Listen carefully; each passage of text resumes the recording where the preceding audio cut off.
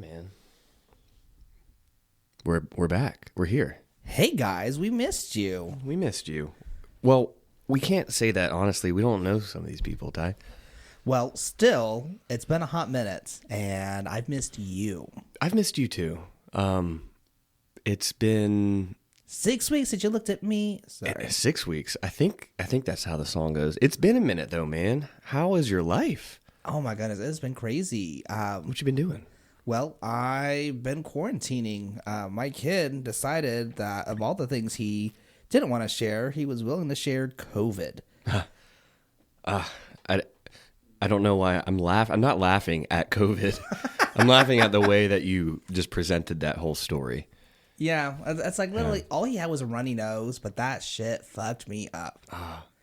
So, no, it's I almost have my life back, and I'm just happy to be back, man. I've missed you. Yeah, dude. This is good times.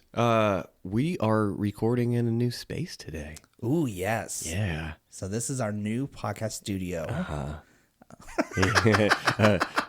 No, I'm making direct eye contact with Ty right now, and just seeing if I can get him to geek out, and he is. It's working. Oh yeah, he's like, yeah, we did. Yeah, we're in a new spot. We fucking did it. We It's a new fucking spot. did it. We nailed it. Man, I'm getting some movement downstairs. What's going on down there? Yeah, we did a disclaimer last time about like alcohol and swearing. I don't think we're gonna keep doing disclaimers.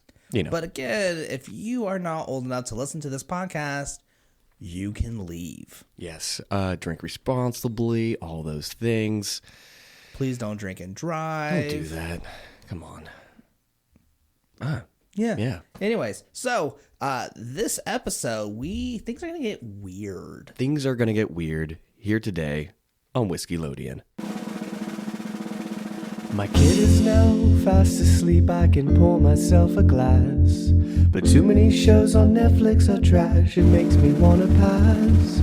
I can't figure out what to watch, what am I supposed to do? Let's get drunk and rewatch cartoons when we were little dudes. Do Whiskeylodeon. Okay, well, so Whiskeylodeon. What do we do on this podcast, Ty? We watch some of our favorite shows when we were a kid, realize how fucked up they were, and share it with you, the general audience that we hope to attract. Yes, we want you to be attracted to us. I know I'm attracted to this man in the corner. Okay, first off, we got to pause. Before we go to the episode, Okay, we'll pause. We'll pause. We've gotten some notes from some of y'all. And thank you, by the way. That stuff really helps us. Like feedback, notes, any sort of criticism we're open to. So thank you for being those people. Some of these notes aren't so helpful. I've had several women tell me that your voice was sexy. Oh, who are any of these women in our circle? Do I know these people? My wife. Your wife. My wife was like, damn, I didn't realize his voice was so sexy. and like I had another person tell me, hey, Ty, you typically have a higher pitched voice. So if you hear me talking more higher pitched than the first episode, that's because this is how I sound. Do you think this is how we sound in real life?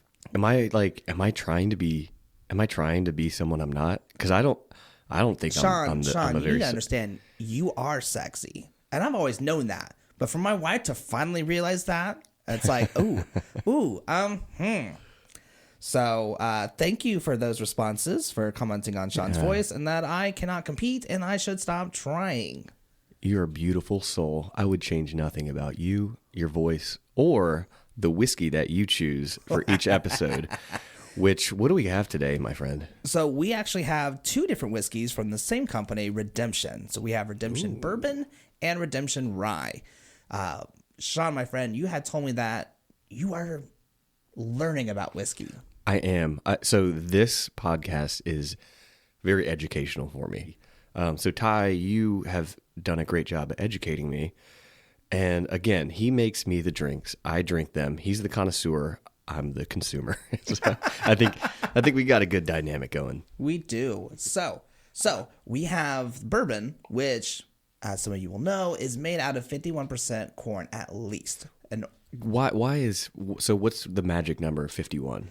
51 is saying it has to be the majority of corn. It doesn't say it has to be 51%. It just has to be at least 51%. Okay. And so if it falls under that, what happens to the spirit? It depends. It could just be listed as a whiskey, but it can't be listed as a bourbon. Okay. By U.S. laws, which are weird.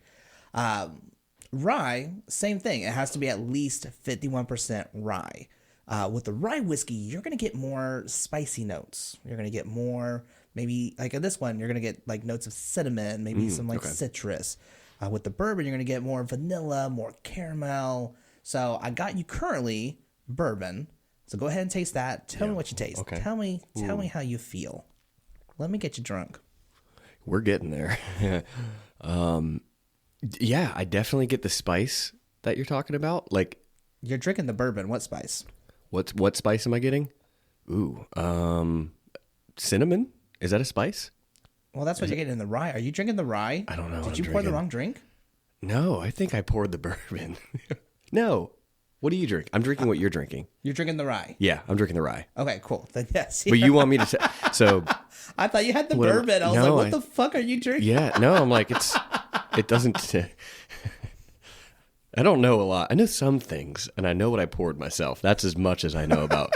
So if you want to ask me about whiskey, I know what I poured. Yeah, no, you're not wrong. You are not wrong. Audience, okay. Oh my goodness, we love you. The idea was for Sean to try the bourbon, and then he would try the rye whiskey next, so he can make a difference. And I ruined the episode. I made this bad, and I made this weird, which is what this podcast is all about. So maybe I did it on purpose, Ty. Okay, fair enough. Yes, Yeah. Like we said, this episode's about the weird shit. And there's a lot. I mean, we could probably do. This is going to be a 2-parter, by the way, but we could probably make this a 20-parter if we wanted to. There's a lot of weird shit out there. Oh my goodness, yes. Yeah. So we just chose a couple that we thought was like just on the nose weird. Right. So we are covering, for part 1, we are covering Rocko's Modern Life. We're going to cover the episode Canned. Canned. And then we're also going to cover Ren and Stimpy. Or as you have to search in fucking Paramount Plus, the Ren and Stimpy show. Sorry, we've had a drink before this. I apologize. we're not gonna really be editing much of the podcast. So, we had some fodder, so to speak, some kindling earlier to build the fire of whiskey in our bellies. So. We'll see how enunciate. We'll see how sexy our voices sound. So if you have Paramount Plus, you have to put the before you put Ren and Stimpy. And even if it pulls up Ren and Stimpy, it doesn't even show the, but you have to put it there when you search Paramount Plus. What you doing? Please sponsor us. This has been a hard season for many, probably including you. Maybe you're one of the millions struggling and don't know where to turn. You could even need help but not know how to go about asking for it. But now you can with BetterHelp Me. At BetterHelp Me, we empower you to actually say what you need. So when your friends ask if there's anything they can do for you, all you have to do is post a link to your friends and they'll instantly see how they can help. Maybe it's a listening ear or perhaps help with a bill. Or even some pizza, whiskey, and company as you both listen to your new favorite podcast about your old favorite shows. Better Help Me. Show your friends how they can better help you. Whiskeylodeon. All right, so Rocko's Modern Life Canned. Let's dive in, my friend. Let's dive in. So the summary literally is just Rocko loses his job at a comic book store and must find a new one. Mm-hmm. Yeah, I mean, I know like last week we talked about, we did a different summary for Rugrats because it just didn't do it justice. Some of these episodes are so weird that I might not be able to tell you what it's about, but I think that's it. Yeah. He's got to find a gig. Couldn't add anything else. I am super surprised at how many sexual innuendos were like placed in this show. Yet I'm glad we didn't take a drink every time there was one. Yeah, that would not have ended well. No. This show was created by Joe Murray. This episode was directed by Doug Lawrence, storyboard by Robert McNally Skoll, story again by Joe Murray, Nick Jennings, and George Maestri. I got some fun facts for you, Sean. Oh, give me some. Can you make it fun? Make it fun for me. Okay, here we go. Oh, there is a movie now on Netflix called Rocko's Modern Life Static Clean, which came out in 2019. 2019? Yeah. No Netflix shit. ordered it's a 45-minute movie. Okay. Or 45-minute episode. What do you want to say? call it? Yeah. But yeah, they made a Rocko's Modern Life because some of these things are still true today. Okay. Still relevant today. Yeah. So, I mean, losing your job, even just this episode, very relevant. oh, absolutely. Yeah. And another note. I say absolutely a lot. I'm working on that. Thank you for pointing that out. You say absolutely. No, what was your catchphrase last week? It was, you said, here's the thing. Here's the thing. You know what I say a lot? What do you say a lot? I tell people I'm not going to lie before I say something. I say, Why do we say that? Like, are we like, oh, I'm not going to lie. Oh, were you lying before? Thank you for clarifying that you're not going to lie about this fact that you're going to say. Like, am I a liar? No, but I think you're afraid of lying. Yeah, I don't like to do it. But for me, I'm sitting there like, absolutely. And here's the thing. It's like, Oh, my other one was, fuck off, mama. You wanted that to be mine. I don't think we can. We'll see. we had several people. I love my mom, by Yes, the way. Yes. And she just got me the best birthday gifts, dude. You see these slippers I'm wearing? Ooh, dude, those look comfy. Amazing. These glasses that we're drinking out of, these crystal glasses. Yes. Oh my God. I can you describe to the listener like what these look like? So this is a lowball glass of crystal with these etchings on it. Kind of, oh my gosh, I almost said geographical, but it's geometric? like geometrical. Yeah. That's the word I'm looking for. And it's Really a pretty. beautiful glass. It's beautiful. Yeah. So we have a couple in our hands right now. She got me 4 roses, which the small batch. the small batch. Yeah, clarify with that the one. small batch. And that might have to be like our next episode whiskey. Okay. We'll see. I mean, it's available. It is It's available. It's waiting for us, Ty. So, yeah. So, but that's why "fuck off, mama" cannot be my catchphrase, unless I'm just saying it as Tommy to Dee Dee. I mean, you could do that, but also you can talk about any other mama. That's fair. You don't have to talk about your mama, but if you're a different mama, fuck off, mama. Fuck off, mama. It's a saying. People say it all the time. Fuck off, mama. It's now a hashtag. It's That's a thing. trending thanks Yeah, to you. Exactly. Maybe we do need to get a Twitter. Follow us. Is that what you do on Twitter? Do you follow or do you I think you retweet. Oh, I'm learning, man. Yeah. We're on Instagram. Please give us a Yeah, follow. Instagram, Twitter. You can even message us on Gmail at whiskeylodeon.podcast@gmail.com. And if you do follow along, I think we're going to try to have some like companion photos with some of these. Like if we talk about anything on this episode that has like a photo, like last week we talked about Stu's little dungeon basement creepy pasta. Those photos are up for sure. We'll see what happens this week with Rocko's Modern Life and Ren and Stimpy. But I think it's time to go ahead and dive into Rocko. Yes, a couple of other I don't fun like that facts. sentence. So we somehow picked the only episode where it's going to have a character, Mr. Dupay, where he's not the head of Conglomero. So, like, that's the boss who fired him with like the red hair. okay. Spoiler alert. yeah. Yes. Well, the episode's called Canned. I mean, what else does that mean? But yeah, so that's the only thing where it's like, oh, this is very different. So, but anyways, we ready to get in? I'm ready. You ready? Let's do it. Let's do. Are you ready? Do you have like a favorite character from Rocko's Modern Life? Ooh, that's tough. I mean, were you an avid watcher? I was an avid watcher. I think I was. Like, I I was definitely a very watched it a avid lot. watcher, and it's amazing how like twisted the show is. I don't remember it being this twisted. Oh, dude, I do. Seriously. Heifer was my favorite. Yeah, for sure. Me too. For sure. Yeah. Did you guys have a favorite? Let us know. Who's your favorite character in Rocko's Modern Life? I mean, like, there's only a handful of like main cast to choose from, but I'm curious to see what people's opinions are of these really weird creatures. Well, let's do it. So, the episode starts off at Super Lotto Comics, in which case we are introduced to Filbert the turtle, Great name, by the way. who is complaining about ink coming off the page when you turn the page. Yeah. Literally, you turn the page, you got to wash your hands. You turn the page, you got to wash your hands.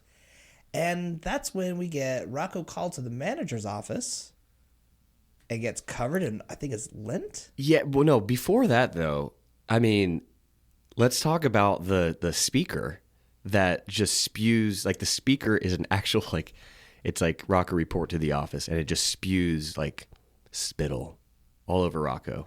That's how COVID began. Okay, fair enough. That is how. So please don't yell in speakerphones. We don't want to pass COVID. Yeah, and then we get a really lovely cutaway about like there's two guys talking about those elves. You remember that? Mm-hmm. Yeah. Oh my goodness. It's like, you can never be satisfied with a mortal woman because these elven witches are so beautiful. You spend the rest of your life just trying to find that same beauty. Yo, I don't care what you say. That is a commentary on porn addiction right there.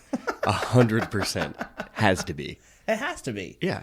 In which case, you get his friend or whatever. A listener. The Yeah, listener was like, "Wow, you're an idiot." The way it was delivered was so great. It was like, oh, he's interested. Like, wow, you're an idiot. Like, it's like you weren't. I wasn't ready for it. I like it. So, I am hearing some huffing. Yeah. So we have Ziggy in here recording with us, and that is my husky, and he is officially making his cameo debut. But I think he wants to roam. He doesn't really like to sit still for the longest periods of time. If you know Ziggy, you know what I mean. So Ty's going to open the door and let Ziggy roam free. Bye, buddy. You did great. You did so great. Yeah, we'll probably have to post a picture of him on the socials. Yeah, absolutely. I'll share a picture of my skin puppy. You can share yours of your husky puppy. Yeah, Kenneth. What was his middle name again? Kenneth. Oh, no. Okay, so the Kenneth Ellen Parcell or Kenneth there the it is. Page. And then Ziggy Sebastius. I was literally talking about my skin puppy, Teddy Rex, Theodore Rex. Your skin. Don't call that. No, Ty. You have to know what that sounds like. It sounds like a puppy without skin. Like No. it's like a. No. That's not what you got? No, I thought you were talking about your penis. Oh no. I'm like, listen, we name our dicks sometimes. Skin puppy. Yep, I just ruined that for you. You're calling your kid a dick. Sometimes he is. Yeah. Okay. Wait, hold on. You're working on a book still, right? I'm still working on the book. I got another chapter, man. Okay, what's the chapter? I want to hear about it. Language. So, this week, literally this week, beginning of this week, that this Epicode. The Epicode. Oh, that this whiskey's episode working. is being recorded. My kid just randomly was like, "What the fuck?" Wait, he said that. He literally just like, we're not talking Daddy. to him. We're trying to feed him, and he just stops, smiles, and goes, "What the fuck?"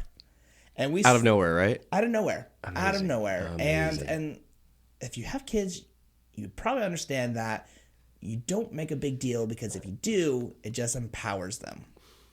So we're like, that's for adults, dude. You got to say what in the world. Okay. And no! But he finally did. He said, so he's back to what in the world? So he's back to what in the world. Nice. But he literally told my wife just yesterday, he was like, I can't say what the fuck. I had to say what in the world. Well, he said that sentence? He said that sentence. I can't say what the fuck. I have to say what in the world. And I was like, well, that's correct. And he goes, okay. Well, I want to be bigger so I can say what the fuck. I feel like when we were little, we wanted to grow up so we could, do other things. Yeah, we could ride the big rides. And He wants to be able to have passage to say what in the fuck. Amazing. And then my wife tried to blame me for it. And so like she was like, this is your fault, right? Okay. I was like, I'm sorry, I'm better at swearing at you than you are. She goes, I am a fucking master, motherfucker. That is an amazing response. Oh, it gets better. I was like, so then did he learn from the master? Oh, shit. Yeah. Lawyered. Oh, damn. She did not like that. No, I don't think so. She's usually right. Like we've done the mathematics, and I am typically right about 15% of the time. Okay. So when I get one up on her, does she agree with that stat? she was the one who calculated the stat. So there's a stat. Yes. 85% of the time, she's right. right. And she tells me I fight too hard to be right only 15% of the time. Now, when you're fighting, are you fighting her or the argument? The argument. Okay. Like, it's very much no, I think it's actually this. And then I look it up. And most of the time, she's right. She goes, you could have just believed me. Yeah, she did not like that. I was like, so then he learned from the master? And, like the more we talk about this too, like your book, like you're going to have to actually publish this, right? I know. You guys want to hear this, right? You guys want to read this book. Oh, we can do an audiobook. We got it. Yes. And what's that book called again? Your baby's not evil.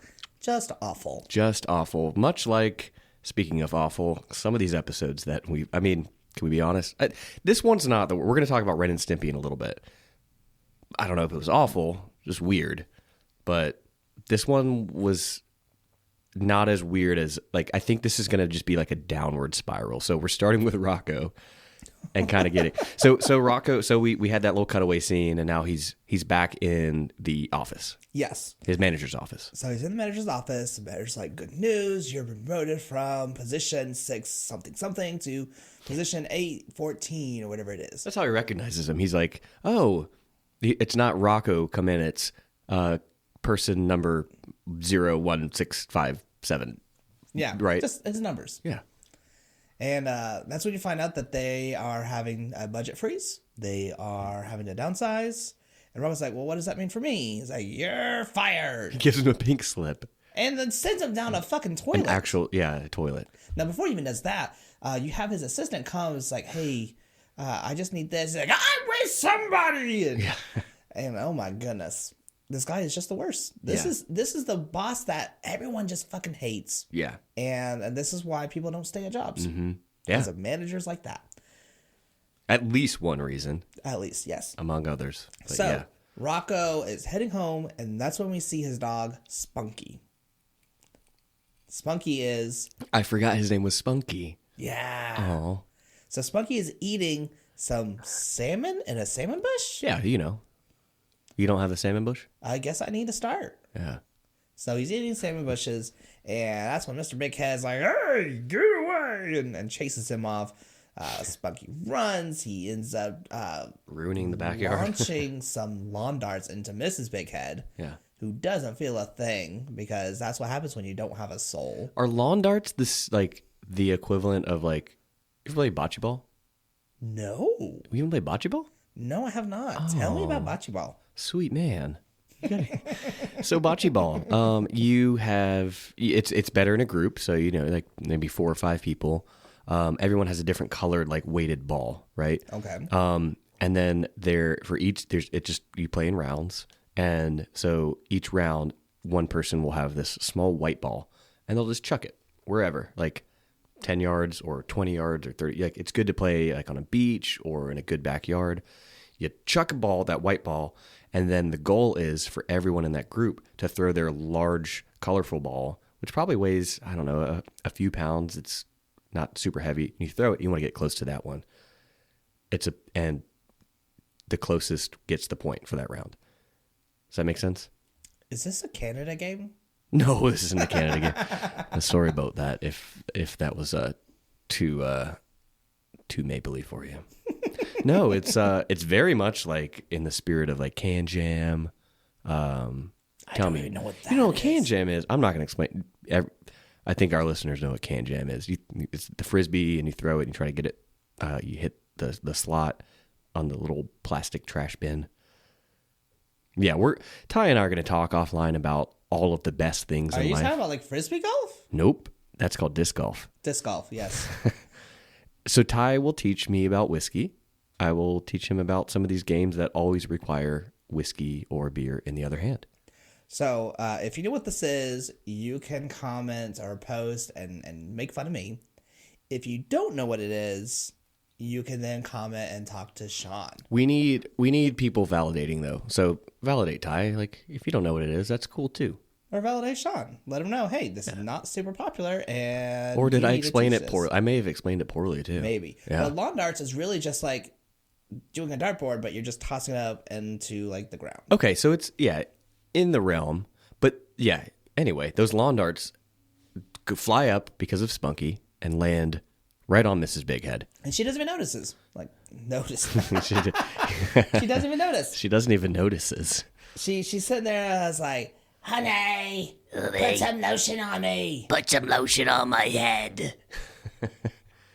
And then Spunky gets out, And that's when Mr. Big Head threatens Rocco's like, "You'll pay for my salmon bushes." Is he Cockney? No, he's not. But You'll pay for my bushes, my lord.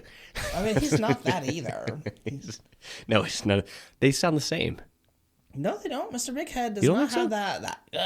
that voice. Wow. I'm having a false memory, and we just watched We this. literally just like, watched We this. watched it. It's like fresh in our heads, and now we're recording, and I have no memory of what his voice is. Could be the whiskey, guys. It's the Mandela effect. It is. It is. So, anyways, Rocco takes Monkey home, and that's when you find out he has no food. He has like nothing. His phone bill starts saying, "Hey, expired." His water bill, his oxygen bill. Oh, his oxygen bill is expired. And his electric bill. So when you lost your job, yeah, that sucks, man. But you have no funds? You've been living in an empty house? Like, what the fuck are you doing with your paycheck? I think he's like the world's, well, I think he's a good dog owner, right? Maybe not. I mean, I was going to say maybe he spends it all on Spunky. I don't know, man. He seems like, so, because like in this episode, Rocco is okay with it. We're gonna get into that, like what happens later. Like he's okay with everything. Have you noticed that? I just bet he's like a good friend and just like blows his cash on his friends, like his dog. Experience, like I think experience might be his. Yeah, but if thing. you don't have like food for your dog, like, Oh no, that's shitty. That is Yeah, shitty. that's super shitty. Objectively shitty. all right, so he's now looking for a job, and the first job he takes on is a tattoo artist.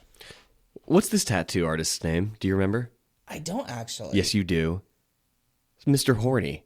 Oh, that was the guy who was getting the tattoo.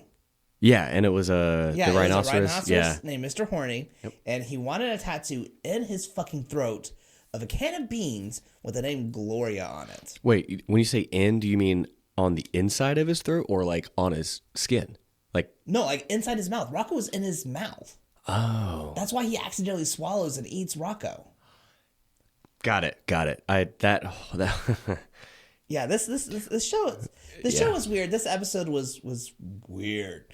So Rocco starts off trying to tattoo a can of beans with the name Gloria on the beans inside a rhinoceros' mouth named Mr. Horny. And when he swallows Rocco, he's like, "Oh, tastes like chicken." What do you think that pitch meeting was like for this moment?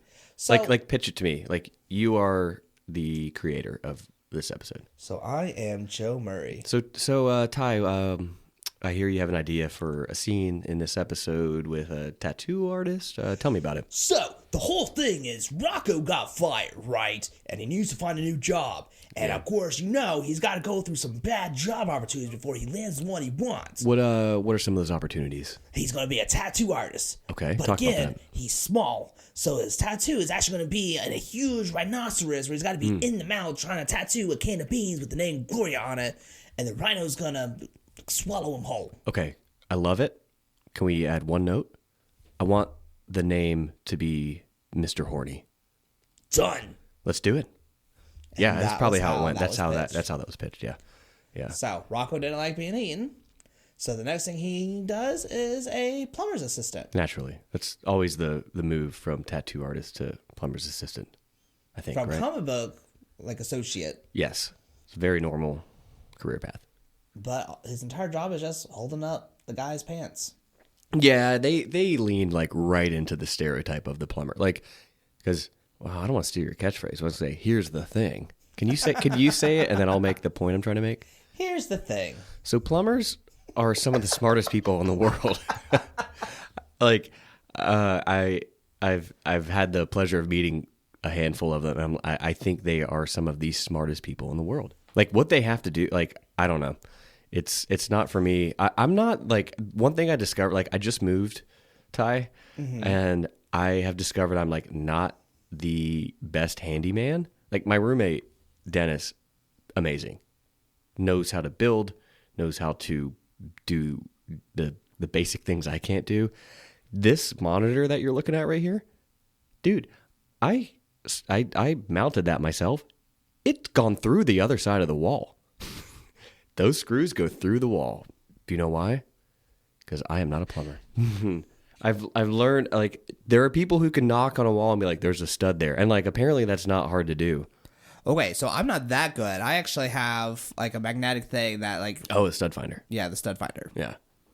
Yeah. I was going to make a stud joke, but I think everyone does it. I'm like, oh, when you put it over your face, does it blink? Does I mean, it it's magnetic, so it sticks. But yes, See, I'm not a handyman. I don't know what magnets are. All right.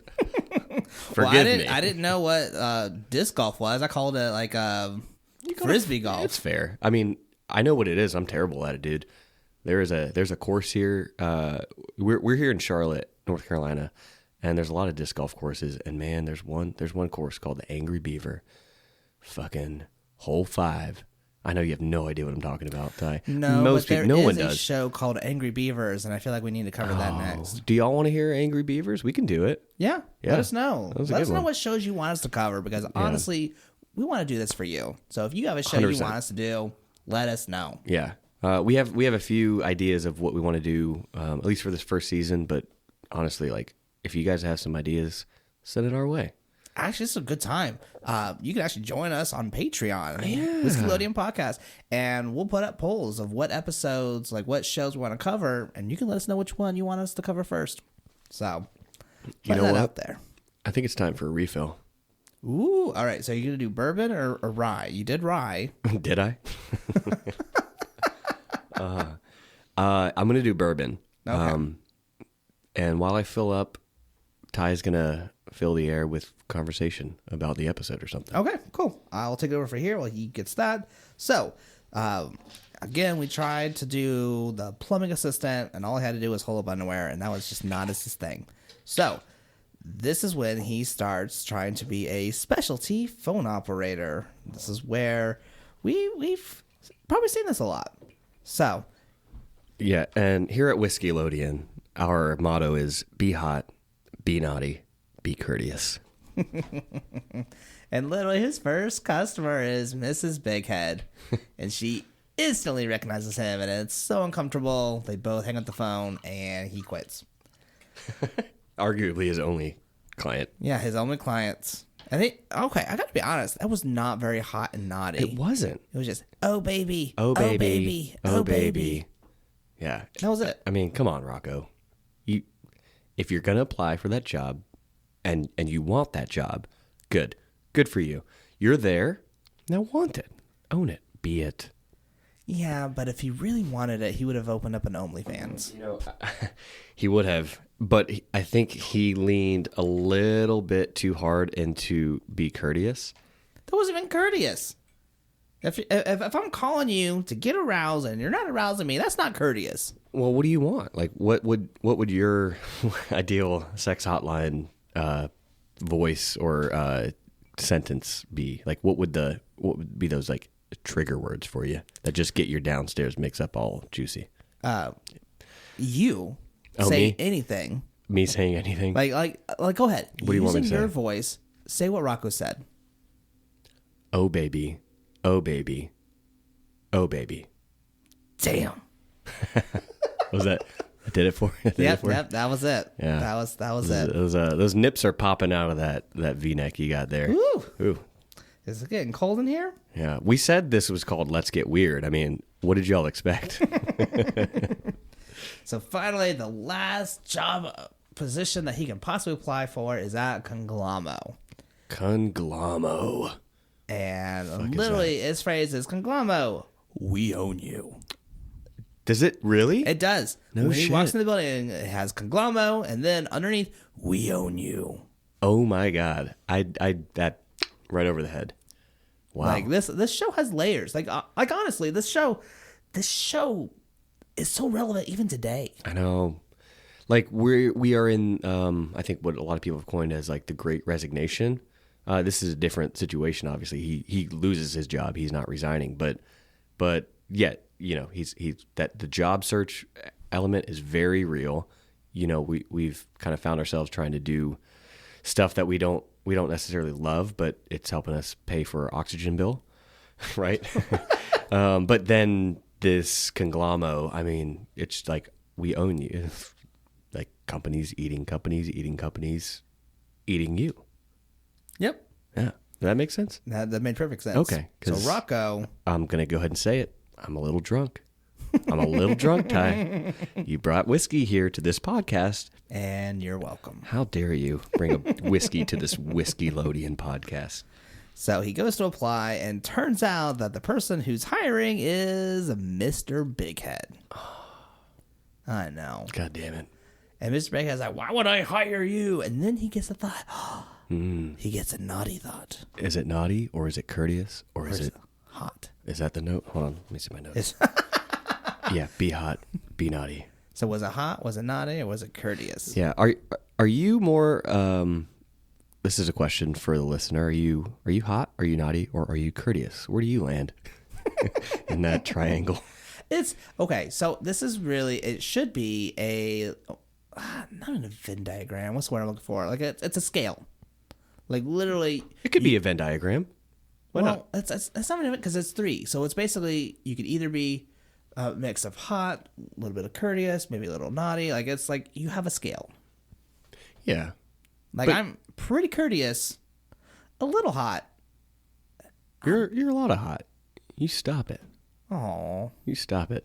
Wait, but you're not naughty. no, I'm not. I'm surprised you haven't made fun of me yet. I'm like, I keep picking up my notebook to look up these 3 words. I'm like, there's 3 words. Like, remember them. Can't.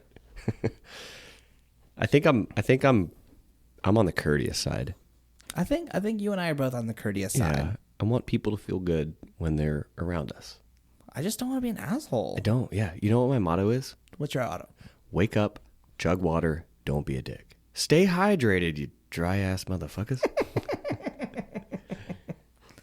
All right, so Mr. Bighead gets a naughty idea. He does. It's pretty naughty. It's He's not sitting very there, courteous. he wants to get revenge, and so he takes him to product testing.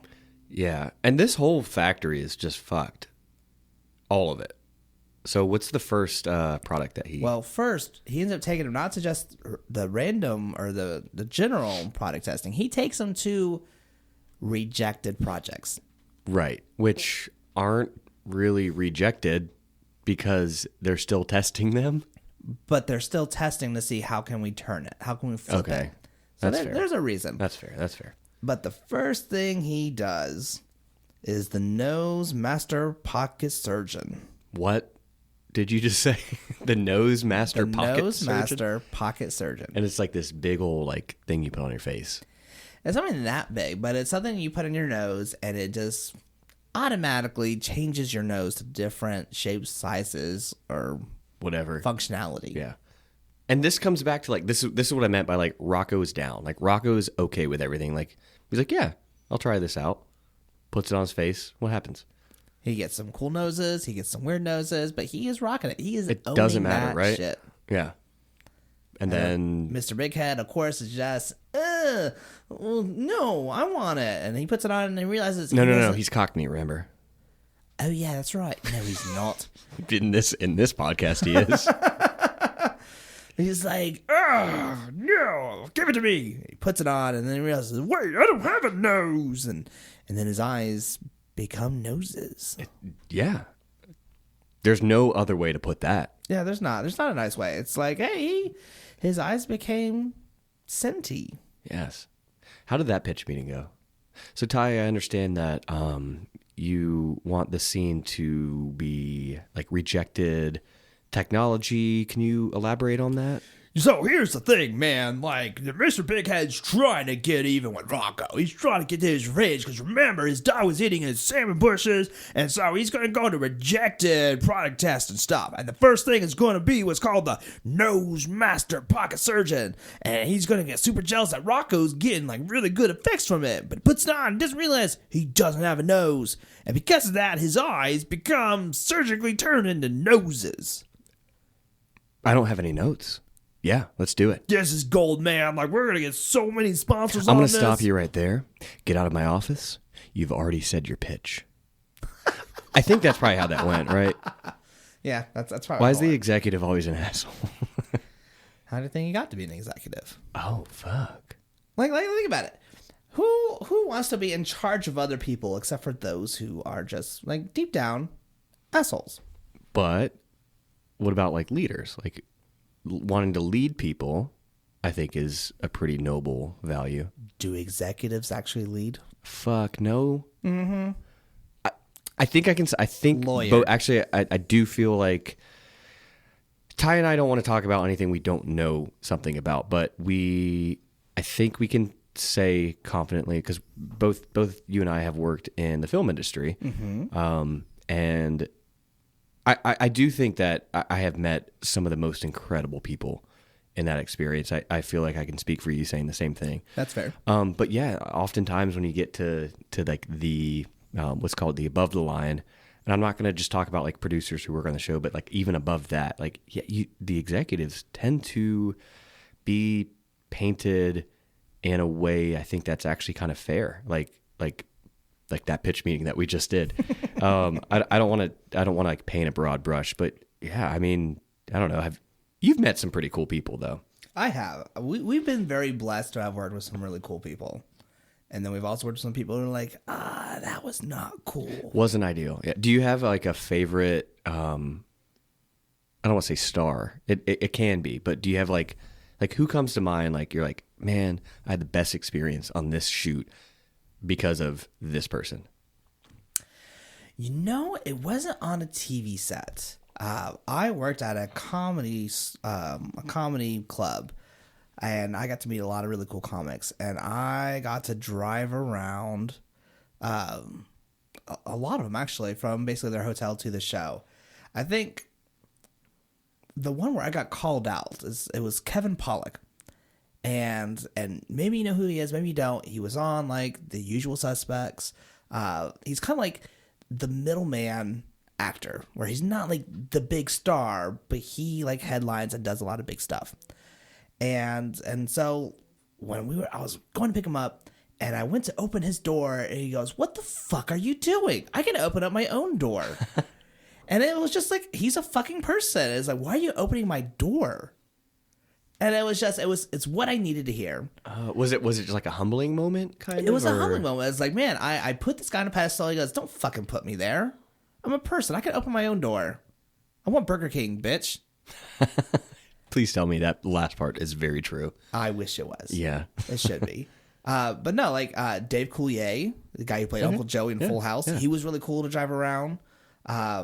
I think, just as far as like stars, like, and all the other stuff I worked in and film, like it was just like set decorating and stuff like that. So I didn't work with the talent. I just set the scene for the talent. Right. That's so important though. It is important. Yeah. But I just didn't get to work with them. So with the comedy club, I got to work with them, and that was super fun.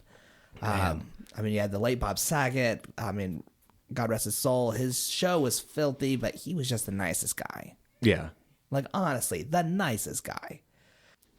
And speaking of nice guys, or maybe not so nice guys, what product is Rocko up against next, Ty? Because now the next thing is the gene enhancing gum.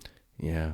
Like, this is some pretty like Willy Wonka shit right here. I was gonna say the same exact thing. Right? Yeah. Very so Willy Wonka. Rocko puts in some gum, and out of his head grows a fucking tree. It's a beautiful tree. And Rocko, like, I gotta give it to him. He said, like, oh my gosh, the shade, the free oxygen. He immediately thought of the oxygen. He's so because optimistic. his oxygen was expired. Oh, that's a good callback. He was running late on his oxygen bill. Nailed it. Nailed it. Yeah, he's down. And he's so like, down. look, birds can nest in here. And Mr. Bacon's like, that's ridiculous. But then he's like, but wait. So, of course, he takes all the gum because he's a selfish prick executive. And he gets a beehive and gets stung. And it just serves him right. He earned it. He earned it. Mm-hmm. So then from there, we go to the Dial-A-Do, where you can put on a helmet and it automatically does the salon work without you having to travel to the salon. Oh, that's the name of the thing. Yeah, okay. Yeah, I Dial-A-Do was like, is where the are we name. going? So Rocko tries it on. He gets an Elvis do, which they played some Elvis music with it. I thought it was super appropriate. Like, Made each sense. hairdo came Yeah. with new music. Yeah. Then he came with like braids for a little girl because there's only 4 braids. It was like, Yo, he can rock every hairdo. that's Good what- for him. I mean, good for Australians. I'm glad we're not on video because I cannot rock a hairdo. Same, dude. Yeah. Oh Same. shit. We're probably gonna be on video eventually, aren't we? Video podcasts day. are very, very much a thing. But maybe Oh, we can wear hats. we're gonna wear hats. Yes, hats, toboggans. That's very Toboggans. Canadian of me. Sorry. So then finally, with this one, so of course Mr. Big Head has to do it himself, and he gets a chainsaw for his hair. What does Rocko say? Ooh, a buzz cut. It was so cheesy. I loved it. It was a well placed pun. So finally, we get to the last one.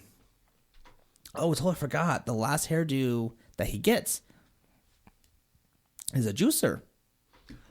Oh yeah. Well, this is so important. I guess We have to mention this because it becomes a juicer. because this He's putting podcast in- is so important. Oh yeah. He's putting in fruits and veggies, and as he's putting in the last thing, a spider gets in and it gets juiced, and all these flies come to him and like, yay! Yeah, and that becomes a staple throughout the rest of the episode. Yeah, it becomes a callback. Yeah, and we'll get to the way end at the end. Yes.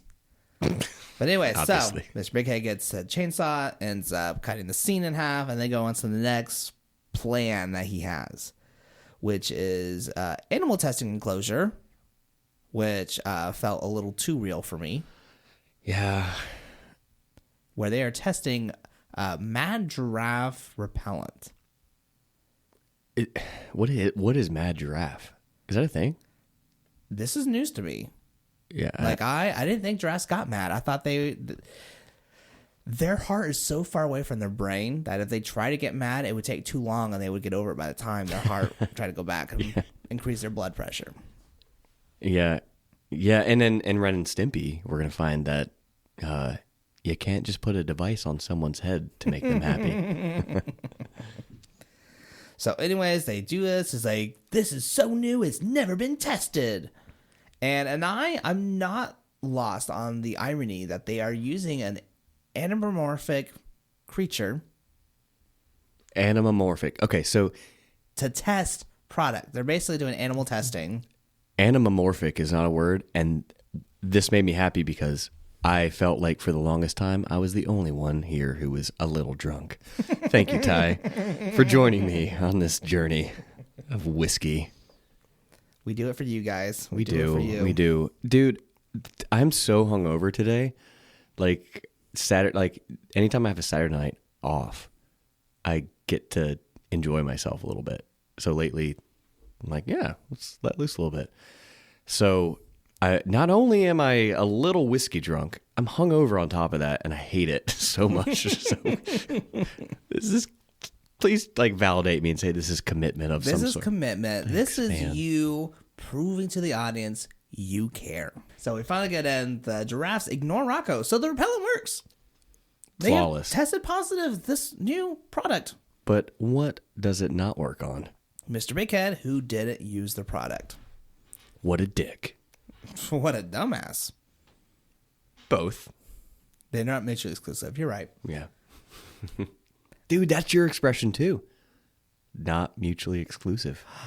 I do use that word, but I don't get to use it as often. We're so going to it's make not a quite drinking game for catchphrase. you guys. I don't want to commit to this hard, but I'm going to soft commit to we're going to create a drinking game for this. If I say absolutely or here's the thing, you take a shot. Or mutually exclusive or fuck off mama. You take a Yeah, shot. but that's at that point, it's just a game. Yeah, like where does that come in organically? Like fuck off mama should be a hashtag, Okay, fair. and it should just be like, why are they trying to fuck off their mama? What is happening?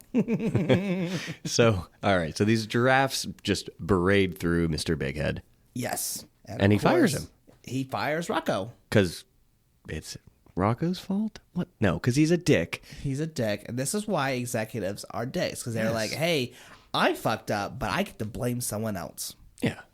So, regardless, Rocko is now out of a job, and he's just walking through, and that's when he sees a help wanted sign. He does. On what kind of store? A comic book store. A comic book store. But not just any comic book store. The name of the store is kind of a Lotto Comics, Kind of a Lotto Comics. compared to Super Lotto Comics. You, Ty, you are so good at picking up on some of these subtleties. Like, I didn't even see that in the episode. I just saw, oh, we're full circle. Like he's going to try to work at a comic store again. That's amazing. Right? Oh, Yeah. my goodness. So, of course, he gets the job, and Filbert's there complaining again about ink and the ink coming off when he turned the page and having to wash his hands and then turning the page and just hating himself. I know. He's probably clinically OCD. And Probably. I will not make light of that at all. But like that sucks. But Filbert, man. Poor Filbert. If Isn't he a dentist in a later episode? Yeah, I have vague memories of the show, like especially when you rewatch something, and that's the idea with this podcast. So like we get to rewatch, re-experience, and kind of feel nostalgic, maybe weird about it, maybe whatever. But I think I remember. Yeah, I think I remember Filbert also being a dentist. if you have a favorite memory of Rocko's Modern Life, tell us. Put in a comment when we do a post on this. Let us know. Because we're reliving it just like you. Yeah, it's helpful. Like it's only going to make these conversations more fun. Oh, absolutely. I think so. Like, yeah, Filbert's just in the store, just saying, "You read a comic, you turn the page." And guess who walks in? Who walks in, Ty? Mr. Dupay. Mr. Dupay. Mr. Dick Pay. Doesn't recognize Rocko at all. Demands, hey, I need the 5 issues of Nuclear Cat, which I saw on the guy's shirt. The guy who was like, wow, you're an idiot. He had Nuclear Cat on his shirt. So apparently this is like super popular. But we need to see what this is, because Nuclear Cat sounds like the Incredible Hulk as a cat. Yeah, I want to know more about this. Yes, All right, please. we're gonna explore this offline and see if there's anything cool about it. And if you hear from us, then there was. If you don't, well, Oops. oops. So So Mr. Dupay, he wants his comics and he wants some gum. And Rock was like, you want gum, huh? And he still has that gene enhancing gum and gets it to us like, here you go, bitch. he does literally say, "Hey, you go, bitch." Exactly. Oh my Just like goodness. that. That was perfect. Like, No, it wasn't. We're drunk. And of course, Mr. Dupay tries the gum. He gets the beehive, gets stung, crashes, and then gets chased by angry giraffes. And that's when we have the flies like, yay! Turns out that they're just extras. They weren't really trapped. Yeah. You get cut, and they get to leave. And of course, you get that one There's always the one. fucking annoying fly. It's like, you got my resume, right? It's like, bitch, you're an extra. You're not that important. Oh, hold on. I'm gonna stop you right there. Stop me, bitch. And Ty and I Stop talked me. about this. We like when we're on the opposite sides of an argument. Makes for better fucking conversation. All right, because I'm gonna agree with you. There are some extras that are just, I'm just gonna say it, goddamn annoying. But at the same time, they are not important. You don't have movies without extras. You just don't. And I'm not talking about who they are behind the scenes, but you gotta have extra. Like, pick a movie, the Titanic. Let's go Titanic. All those humans, they didn't have speaking lines. Extras, important. You can't have an empty boat on the Titanic. It doesn't hit as hard. Am I wrong? No. That's it. No. That's it. That's it. I didn't want it. See, this is how arguments work. I didn't want to be right. It's like, hey, I didn't want to be right. This I just one wanted thing you to said, contribute. it makes a lot of sense, but then this last thing you added to it makes it all fucking wrong. It's like, okay, fine, they're not important, but this bitch is being annoying. Here's the thing. Tell me the thing. 85% Hey, of the that's time. my line. Say it. Here's the thing. 85% of the time, Take a shot. you take a shot. 15% of the time, Ty is right. Doesn't have to make sense. But that's our episode, right? So this guy fly is like, yeah, take my resume, and then you hear the executive or assistant director. Yes, we got your resume. Cut the lights. They're all Cockney in this episode. What's your overall take, man? There were some layers, man. Like I don't think I appreciated this show as much as I do now. You're saying you appreciate it more now than you did as a kid? Okay. Like, it's definitely weird, and it definitely was yeah. like, oh my goodness, what? But I appreciate it more. It's a little more twisted. I'm picking up on the subtleties, whereas like you missed the whole super lot of comics, dude. All of it, kind of a lot of comics. Like, there were just things like, oh, that was really well written. That was a really funny joke. Yeah. I kind of feel the same, man. Like, granted, this is one episode, right? Right. Then this one didn't have Heifer. Which made me that's sad. That's hard for me because, as we talked about, that's our favorite character. But I think overall, I mean, like, it was weird for sure, but the whole show is weird. I don't know if it's a something that I would like continue to rewatch, but I did like the episode. Like, it did have a heartbeat to it, and that's kind of how I felt about Rugrats. Like, like I loved rewatching that. There was like some sweetness to it. This one, the only thing I didn't like was that it was like vengeance was the answer, kind of at the end. I was like, it wasn't even vengeance as the answer. Yeah, it was though. Well, like he's like, oh, I'm gonna give him this shitty gum, this DNA gum, and it's funny. And I don't know what the ultimate like pitch was. But not every cartoon has to uplift your I soul. know, but I want to be and uplifted. make you a better person. I want to be a better person, Ty. Well, this Rocko's Modern Life is not the show for you. Well, it is because I think I'm just trying to be hot, naughty, and courteous. And scene. Welcome to Specialty Phone Operations. We welcome you to your newfound career as a specialty phone operator. Here, it will be your job to bring tantalizing joy to our esteemed clients. Your goal should be to learn what our client wants, and then to give them everything they desire at the very affordable cost of $5 per minute. We at Specialty Phone Operations will teach you the art of seduction, all while maintaining the utmost echelon in customer service. As long as you put in the effort, you will learn how to be hot. Damn, baby. I just love how you have such strong leadership skills. Naughty. You should take off work and treat yourself to a good time. You deserve it. And courteous. That's not on you. It's on them for not treating you like the queen you are. Welcome to your new home at Specialty Phone Operations, a Conglommo company. Here at Conglommo, we own your soul. Well, Ty, I have topped my drink off. You have topped your drink off. Shall we continue? Shall we continue? Let's continue. Let's continue. Let's continue. So first off, Sean, bless his heart, started with the rye and now is getting into the bourbon. So tell me, Sean, what are you tasting with the bourbon? It tastes of, there are notes of deliciousness, of crispiness, of yumminess, of whiskiness.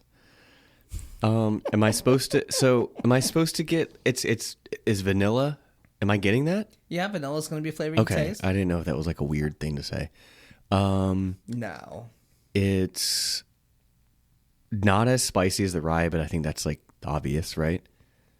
What else? Hold on. I learned a technique. It's called post nasal breathing, and this is for anything, right? Mm-hmm. It can be for whiskey, for beer, for food, for wine. You know what that is? Do you want to explain it? Yeah.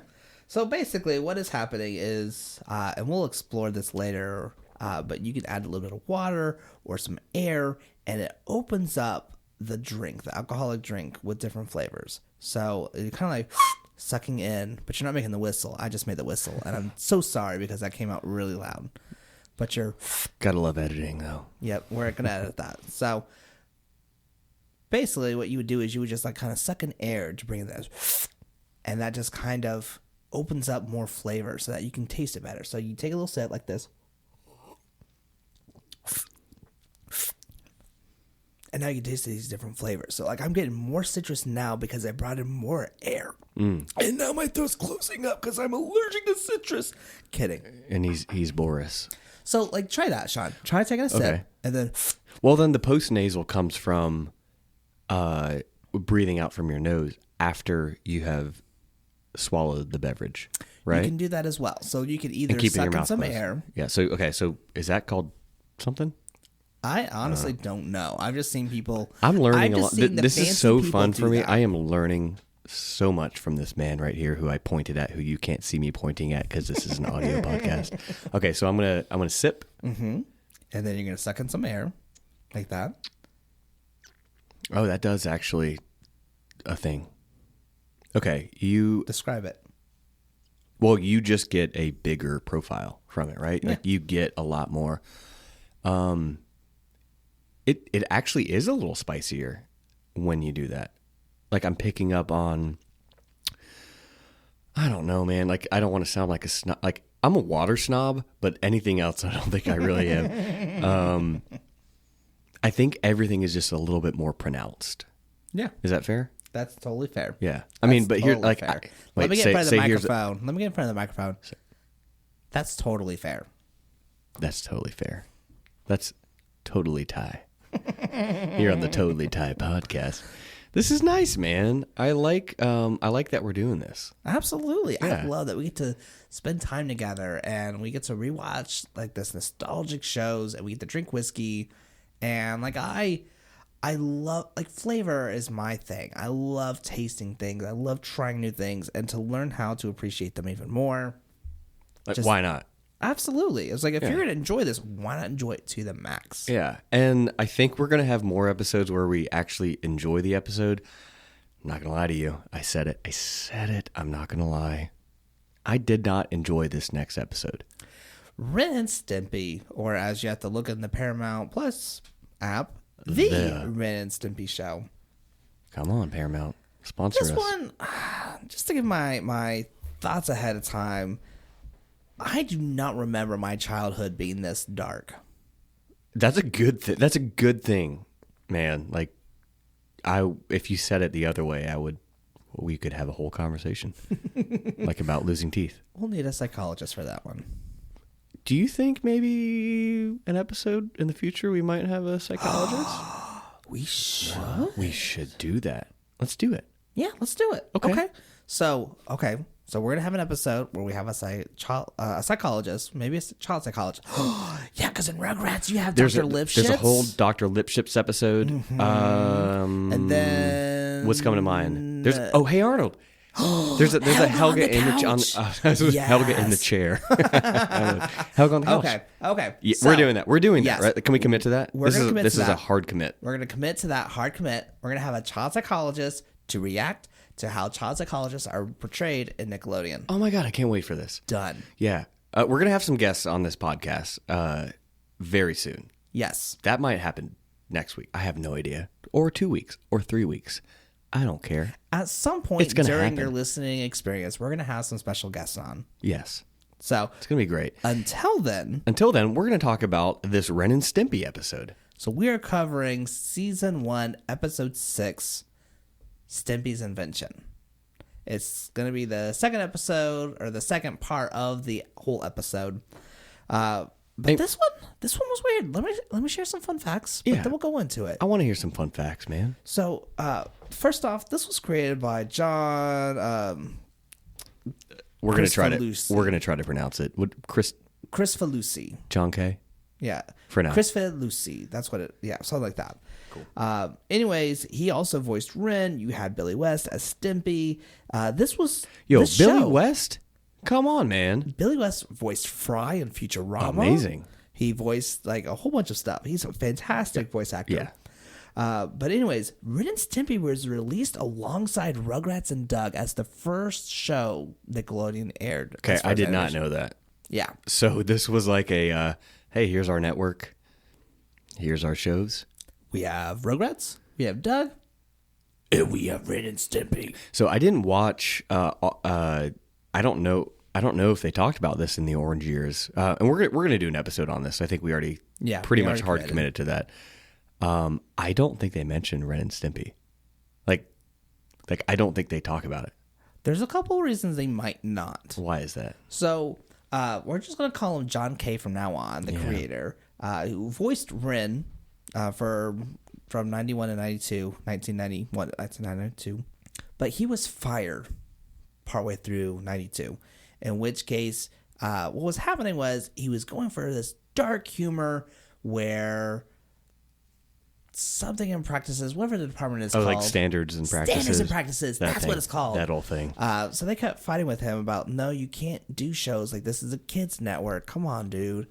And he would fight with them, and he wouldn't turn in his episodes in time. So Nickelodeon just like, look, dude, you gotta go. You gotta go. So they fired him and the animation studio, and they took in a different studio instead. Billy West, who was voicing Stimpy, ended up voicing Ren as well. Wow. And so Ty and I were talking about this. We don't know how Ren he sounded. What was your opinion though? Like tell us what you think. Like if you continue to watch this very strange show, did Billy West nail it? Billy West did it justice. He probably did, right? Yeah, he did had it to justice. He's a fantastic voice actor. He is. But we're going to go ahead and make a disclaimer. John K. ended up being a skis bag. Yeah. He was accused and was proven to have groomed and sexually assaulted young women. Just total scumbags. We're not going to mention him anymore. Right. Just to go ahead and get that out of the air. But going back to the episode, this one is called Stimpy's Invention. Shouldn't it be called Stimpy's Inventions? Yes, but it's focusing on one particular invention. Yeah. I mean, do you want to go through the episode and like talk about how we get to or do we just dive in? No, let's go in the whole thing. Let's go through Let's it. go in the whole Okay. thing. That's what we do here. Stimpy, apparently smart enough to invent stuff. He's always been portrayed as a very dumb cat. I had to ask Ty tonight what kind of animal Stimpy was. I did though. I didn't know. It was hard for me at least to like. Okay, Ren is a Chihuahua. A very angry Chihuahua. But I mean, Stimpy. Yeah, he's a cat. But don't you think he looks like maybe anything else? Honestly, he looks like a warthog. I thought so too. But he does have the ears. Yeah, he has the cat ears. Yeah. But like, I've never seen a cat look like that. Yeah. Thank you. I feel validated. We have come full circle. I'm glad I could validate you. Thanks, man. So basically, Stimpy's made some inventions, and he wants Ren to try them. Yeah. Like, you look at the show, and Ren is he's wanting to make Ren happy. He's like the person that's in a terrible, toxic relationship, but he's like, if I can make this person happy, I'm worth it. It kind of also feels like roommate torture porn. Ooh, do tell.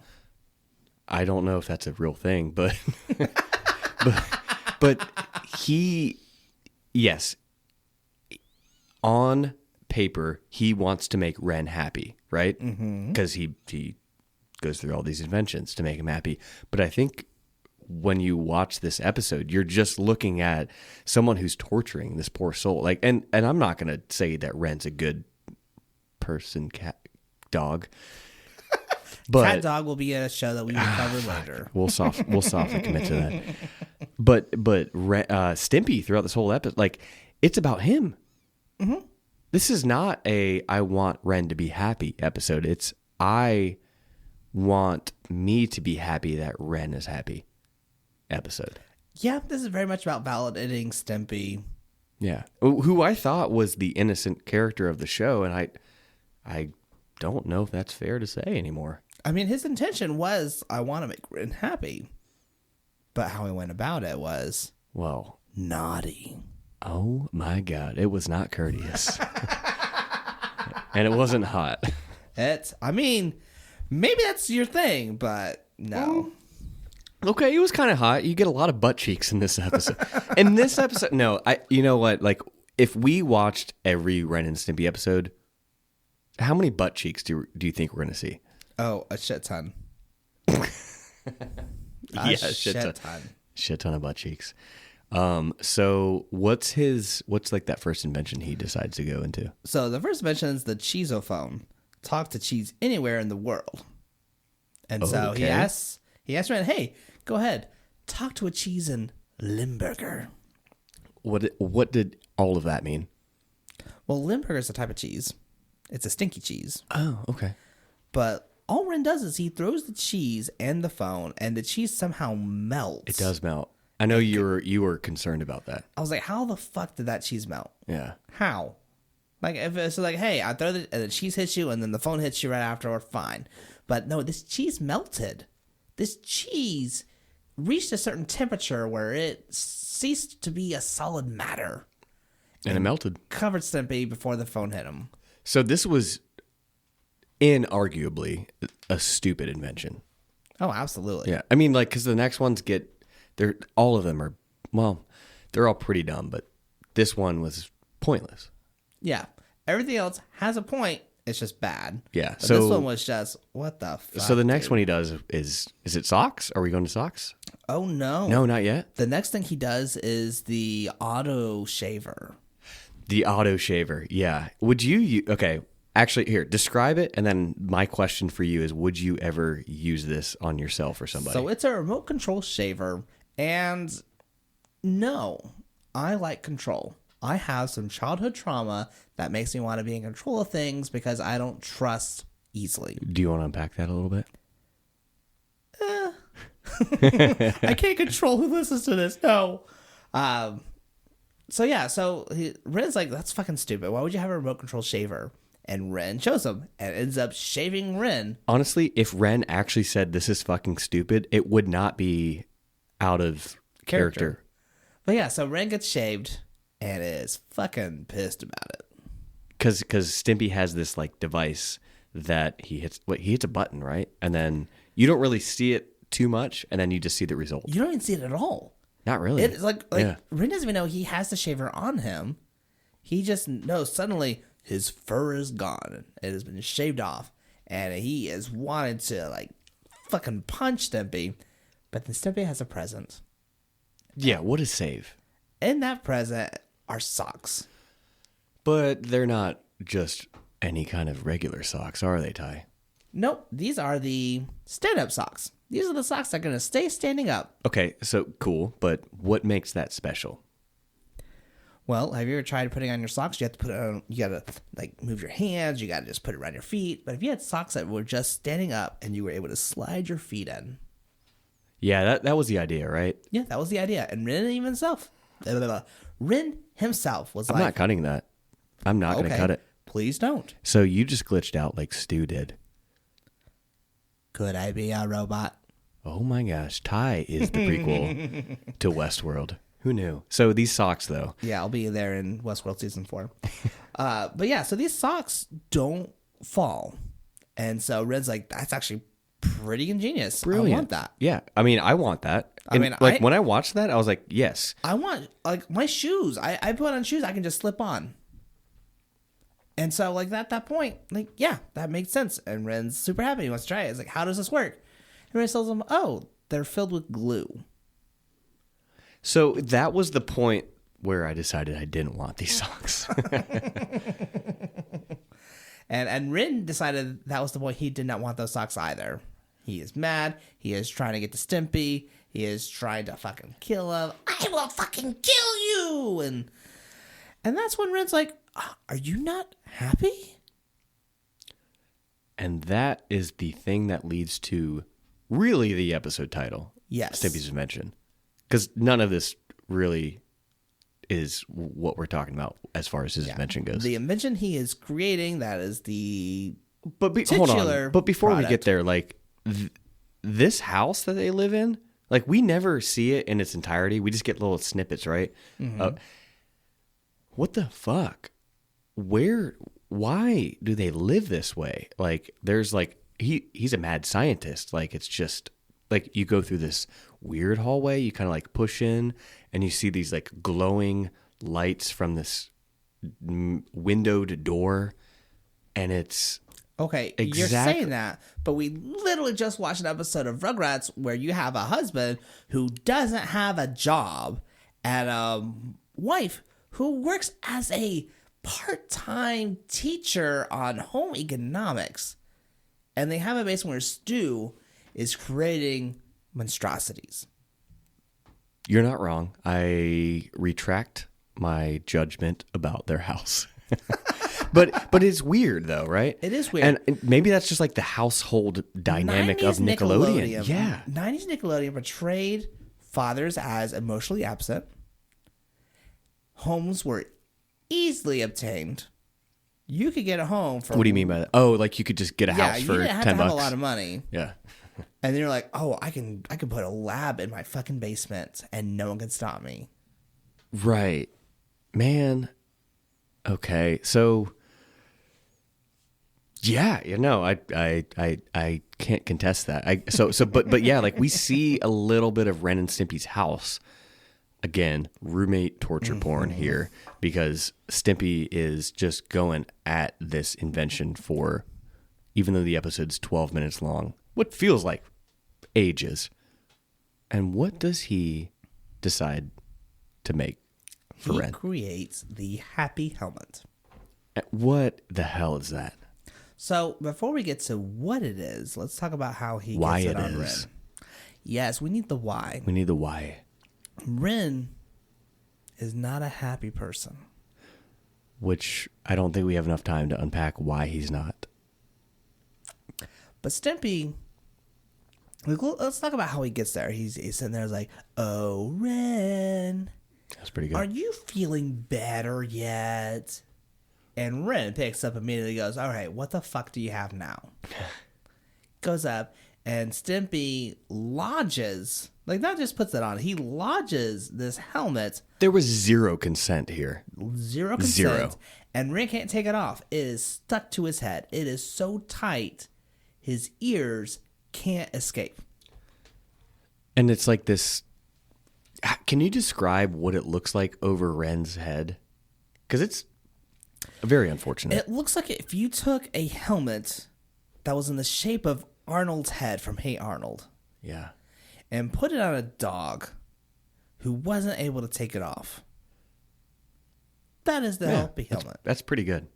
Is it called the Happy Helmet? It's called the happy helmet. That makes sense. And this helmet sends a signal once Ren or Stimpy pushes a button that makes Ren happy. And the first button he pushes makes Ren's body contort. Second push makes, like, it's almost like he's becoming possessed by a demonic entity. And like the idea of happiness here, I'm putting in quotes, is a smile, for at least for the first part, right? Because it's just like it's making his face contort into this really, really like this crescent moon smile.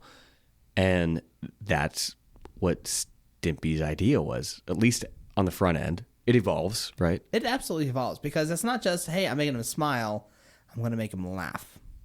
And that laugh, ooh. Nightmare. So he presses it 3 times, 4 times, and at that point, that's when Ren just snaps and laughs. Like here, let me pull this up. Yeah, his laughter is maniacal. Yeah, at that point, he is demonically possessed. He is like, just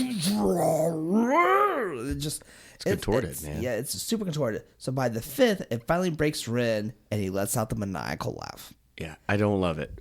I don't love it. It scared me. Yeah, I remember watching you jump. I was like, ugh. He was like, ugh. I mean, a little more pizzazz, thank you. Well, he was like, ugh.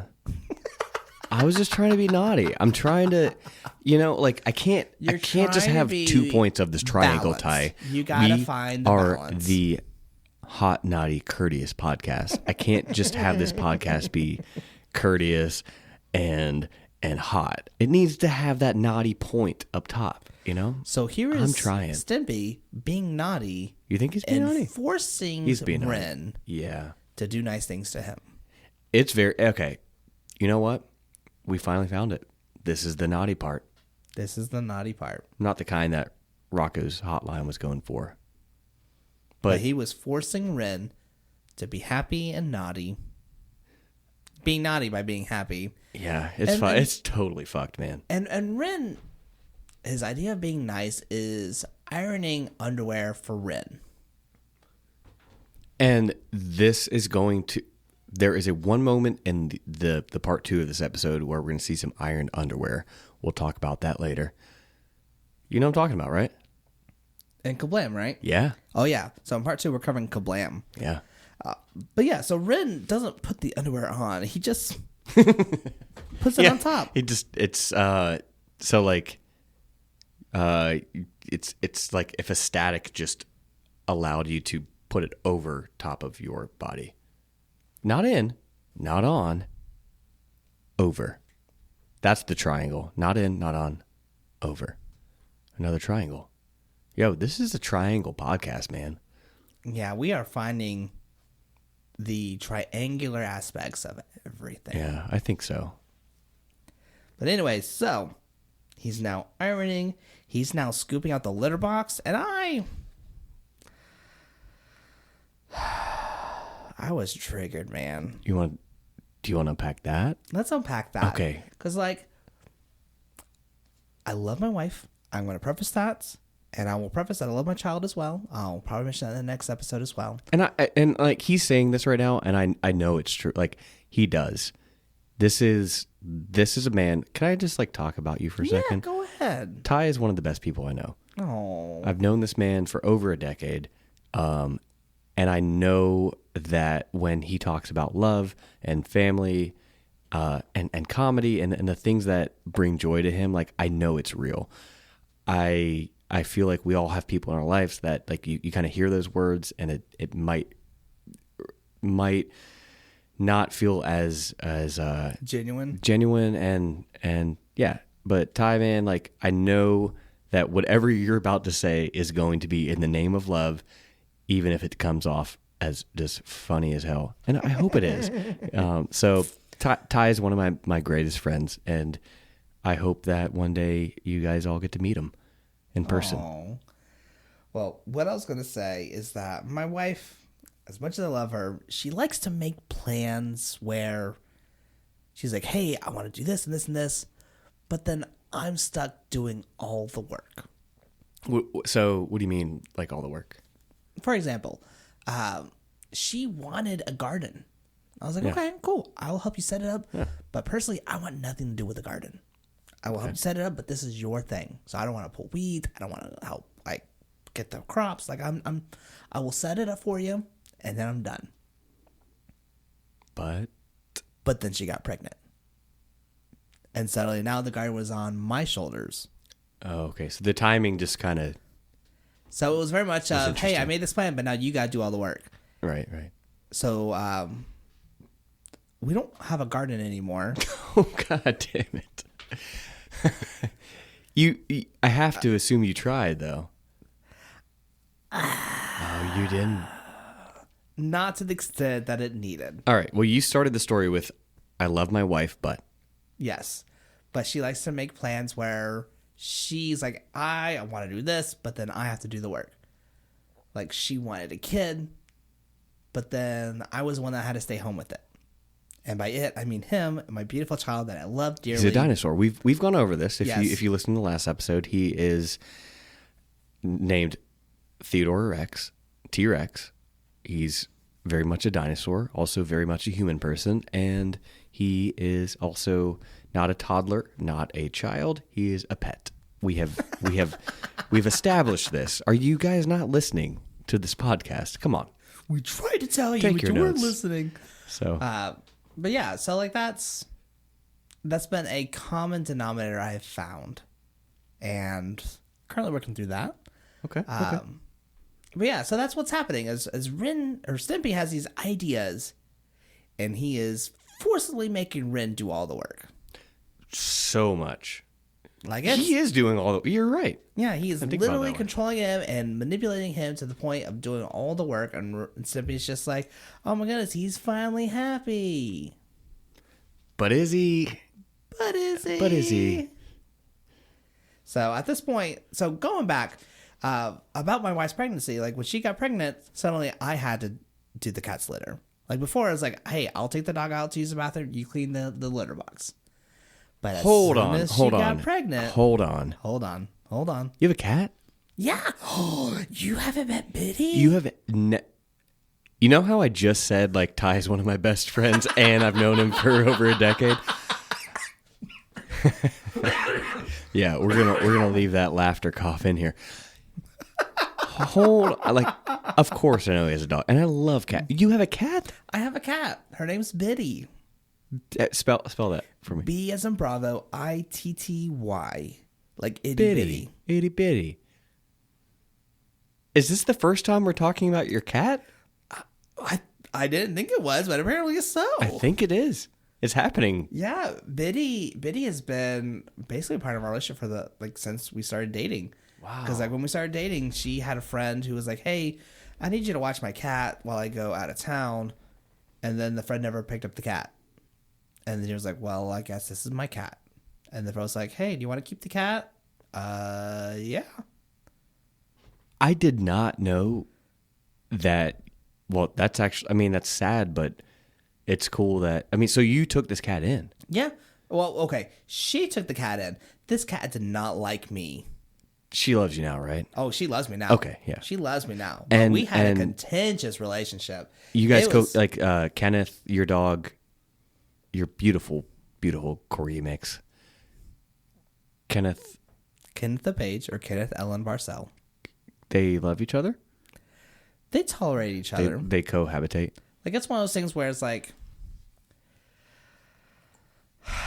the cat knows she's the boss. I feel like you were supposed to say, "Here's the thing." Here's the thing. Biddy knows she's the boss. And Kenny has accepted that. But he's also like, hey, you're being a shitty boss. It's like every now and then he'll snap at her. I'm like, bitch, know your place. He goes, I'm sorry. But yeah. So yeah, I have a dog and a cat. Kenny and Biddy. So you have Ren and Stimpy at home. No. You're way better than that. If I had a Ren and Stimpy at home, my cat was Ren and my dog is Stimpy. Interesting. I mean, that's fair though, because they don't. Do you think Ren and Stimpy leans into their animal types? I don't know. So I don't think Stimpy falls in line with a stereotypical cat. I think Ren does fall in line with a stereotypical Chihuahua. So yeah, so my dog, we named him Kenneth the Page or Kenneth Ellen Parcell after the character on Third Rock because he loves everybody and television. Wait, Kenneth loves television? Yeah. If I'm watching something, he wants to sit right beside me, all nestled up. In fact, super funny. If my wife and I are sitting on the couch cuddled, he'll literally climb the couch, go on the backside, and then slide in between us because he has to be in the middle to get the maximum amount of cuddles. Yeah. You have to have max cuddles if you're a dog. Absolutely. Yeah. Ziggy doesn't love cuddles. And that's something I've had to That accept. sounds really depressing. But he doesn't do what Kenneth does. But if he's laying on the couch already, one thing I know, where he's really comfortable, I'll explain this visually. He will go on the couch with his arms up and his legs up. I wish you could see this, audience. I wish. I know. I feel like I'm praising something right, but they're just. I'm gonna take a picture. Yeah, he's probably gonna post this, but basically Ziggy's, all of his appendages are just up, like you probably have a dog who's done this, and he is so comfy, and that is the moment where you just kind of have to take advantage of it, and you say, you know what, it's cuddle time, and he loves it. He loves it. But otherwise, it sounds like Kenneth is more of he initiates the cuddle. Oh, he totally does. Yeah. When we go to bed, he wants to be nestled in between my legs. It is adorable. Sweet baby. Ugh. What's y'all's dog situation or cat situation? Let us know. We are animal lovers here. So, going back to Ren and Stimpy, since we already talked about animals, we have Ren now cleaning the litter box, which, again, it goes I was on for so trying long. to say, So long. when my wife got pregnant, I had to change the litter box. So, So was the very litter much, box is like the garden for you? It's a labor of love. It is very much of, this fucking stinks. Like, y'all wear your mask not to get COVID. I wear my mask not to smell the litter box. And so, like, it's very much, cleaning the litter box is a form of love. And here he is, Ren, cleaning the litter box, but it pains him, and it drives him mad, and he's laughing maniacally. And he still has that stupid crescent grin. It's crazy. It's crazy. And we're children watching this. Remember, this was when we were kids. Mm-hmm. This is not a first time watch through. So, the very next scene, Rin is trying to sleep, and Stimpy comes home in a car with a fucking honking horn, and Rin looks like what? a horn. Like, you know those bike horns? I thought you said corn. I was like, again, I don't remember this. How are you noticing these things that I never noticed? Like a super duper comic book store with a corn on top of it. But yeah, so here Rin looks like he hasn't slept a wink. Yeah, His eyes are bloodshot. It's bad. And Rin's like, or Stimpy's like, oh, I wonder if he's not happy. Let me fix that. And he presses the button. And Rin comes down and his arms are outstretched. And it looks like he wants to just fucking choke Stimpy. I felt the same way. There was a lot, like, it was anger. Well, but that's the thing. We're going to get there, right? We're going to get there. We're going to get there. I promise we're going to get there. So Stimpy presses the button again. And that's when Stimpy's like, hey, I have brought my favorite song and I want to play it for you. Okay. And y'all know where this is going, right? The Happy, Happy, Joy, Joy song. Yeah. And, due to copyright, you're not going to hear it here on this podcast. I honestly, this is the song I had totally associate. When I think of this song, like, this is what I think of Ren and Stimpy is this song. If someone says happy, happy, joy, joy. Have you? Ren and Stimpy. Have you listened to the lyrics? So again, another thing where like I didn't hear it until this last episode, but do you have it on your notes right now? I do. Can you read it for me? Okay, so first off, it is performed by Stinky Whizzleteats. I think, hold on. Yep, I got the same thing. Mm-hmm. Stinky Whizzleteat. Is it teats or teat? Doesn't matter. It's Teats. It's with an S. Whizzle. Plural.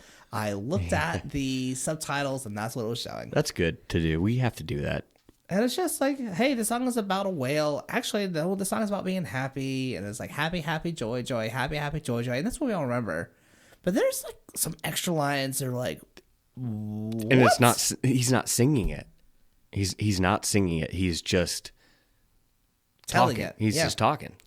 He starts off with, I'll teach your grandmother to suck eggs. Oh, Which I don't know what that means. I mean, like, suck an egg is kind of like go fuck yourself. Oh. And it's still not okay for a children's show. No. And the expression suck an egg is still, I find it weird. It's very much gender specific. Specific. I have had too much to drink. No. We're going to record a part 2 after this. Y'all better watch out. But yeah, it's very gender specific. I want to teach you how to suck an egg, how to fuck yourself. I mean, anyone can suck an egg. So after that, he goes, I told you I'd shoot, but you didn't believe me. Why didn't you believe me? Right. It gets like dark. Yeah. I say that a Ren and Stimpy episode gets dark. To murder. Of course it gets a little bit. Maybe. I told you I'd shoot, but you didn't believe me. Did y'all hear? Did y'all hear these undertones? And like, go back, rewatch, re-listen to this. If you're not going to watch the whole episode, just fast forward to this part because it's fucking weird. It is very weird. Which is what we're doing today. Let's get weird. Let's be weird. Let's get weird. Clink, clink, clink. Clink, clink, clink. But yeah, so Ren finds a hammer and starts bashing his brains to escape the happy helmet. Which he does. Successfully. Yeah. Stimpy is, I think he's twerking. I think this is it's kind of twerking. Yeah, like, so Ty and I were watching this episode, and immediately it was amazing. Ty just looks at me and goes, is he twerking?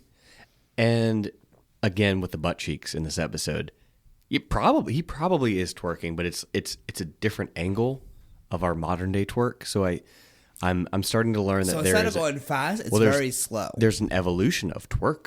Mm-hmm. It didn't start the way that it started, that we have in our heads. It evolved. The twerk began in 1990'sville. With 1991. Stimpy. I think When this aired. he may have created the twerk. Yeah? He started with individually moving a butt cheek, but at a very different pace than what is now. I love the idea. The idea of butt cheek at a different pace. It doesn't feel like a band name, but it definitely feels like an album title. So he's twerking, and what's Ren doing at this moment? Ren has finally escaped. So Yeah. Stimpy is twerking, and the helmet just happens to walk by him. And when Stimpy notices, that's when Ren grabs him by the jugular and squeezes. And I gotta admit, like when Stimpy replied, it was not a choke. It wasn't Boris from Rugrats. It wasn't Boris from the Rugrats. It was very much like, oh, Ren, are you upset?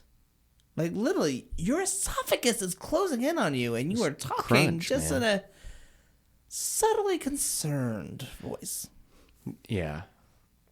And at that point, Ren's like, I am so angry. I've never been angry this way before. And that's when he was like, oh, I feel great. I like being angry.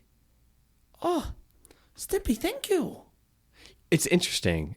Also, I think maybe from here on out, we just make, if we do, unless it's Boris, all of our characters are like Cockney British. Okay, let me rephrase that. Oh, Stimpy, I'm so angry at you. I've never been so angry in my life. Oh, I like being angry. I feel so great. Stimpy, thank you. I am open for judgment. Bring on the comments. Yeah. I will validate Ty in like almost all things in life, but I'm not going to always do it here on the podcast because I don't know what the fuck that was. What the fuck was that? And I'm not saying I can do it trying better. to do an Irish accent, but tell the Irish accent, and Even that, we don't know what that Are you was. saying that this English accent is terrible? Yeah, it's fucking terrible. What you want to do is it's got to be subtle. You really want to lean into They're them. all No, you stop. I'm different talking right dialects, now. You dumb motherfucker. Oh, the dialects are the most important. I feel like this is safe. This is safe. I'm gonna go ahead and talk about Ren and Stimpy in this voice for at least the next 1 second, and there it is. So we get to a point where Ren realizes that his anger makes him happy. Yeah, that's. If he was with a therapist, that's a breakthrough. It is, right? It's not bad. Like, I mean, for the whole episode being what it was, like I do wonder sometimes in life, like, do certain emotions actually validate others? Like, is there something to take away from this episode where anger, like, and like, my thing is like, don't hurt anybody. Like, I guess like in psychology, their motto is like, do no harm, right? So it's like, don't hurt anybody. But is there something, Ty, to take away from this where it's anger can lead to happiness? Like, what do you feel? How do you feel about that message? Let people feel their feels. Okay. Talk about that. Like, if you are angry, and this might be too much information. I've also been in therapy, so BetterHelp, please sponsor us. Sponsor us. But I've been learning a lot about my childhood, and I've been feeling feelings that I haven't felt in decades. And that what I've learned is that the healthy thing is to let people feel their feelings. Because even if nothing else, it's allowing your childhood pain to feel validated, which could be That's enough so to even important move too, on. yeah. So here is Ren, who is just constantly angry and has a lot of trauma to work through. But he needs to feel that anger to feel validated. And it happens so fast. It does. He chokes him out, I which am is so bad. angry. I'm choking you, which is not condemned. Let's say this is bad. Don't choke people. Unless they want to. Unless they want to. And then that will probably put you a little star on your triangle of naughtiness. Oh, absolutely. That would do it. And hot. Yeah. And then be courteous about it and say, is this what you want? Holy shit. That's how you do it. Validation. That's how you complete the triangle. Let's get weird. Hashtag validation. Boom. Damn. Well, man, this has been fun. This has been hella fun, man. We've had a bit more to drink this episode than last episode, but it's been enjoyable. Yeah, we're gonna continue this in a part 2 episode. We're gonna talk about Kablam, and this show Kablam, which we'll talk about for like 5 seconds. It's, if you haven't seen it, I would say go watch some episodes. It's very much like, think of all that, yeah, but in like a cartoon form. That's fair. Yeah, it's very very much like sketch oriented, with this comic book aesthetic to it, in between, or should I say in betwixt? I love in betwixt. Can we say in betwixt? Let's say in betwixt. Yeah, we're never going to say between ever again. That is a hard rule on this podcast. Done. So in betwixt the different episodes, or the different segments, really. Yeah, segments. Fair. You are getting so much variety, and it's amazing. And in betwixt now and then, we want to say thank you for being here. Please, as Ty would say, follow us on our socials. Mm-hmm. We are working on a close off. This is our send off. This is it. It. We're saying bye. So follow us on our socials. If you want to support us, follow us on Patreon. So, like, be a member. We have a bunch of cool stuff with that. And really just talk to us. We want to get to know you. We want you to get to know us. Ask us questions. Tell us about your favorite shows. And really drink some whiskey. Yes. Please do all the things Ty said. I got nothing more. You got anything more, my friend? I think it's time for Bottoms Up. It's time for Bottoms Up. We love you, and cheers. Cheers.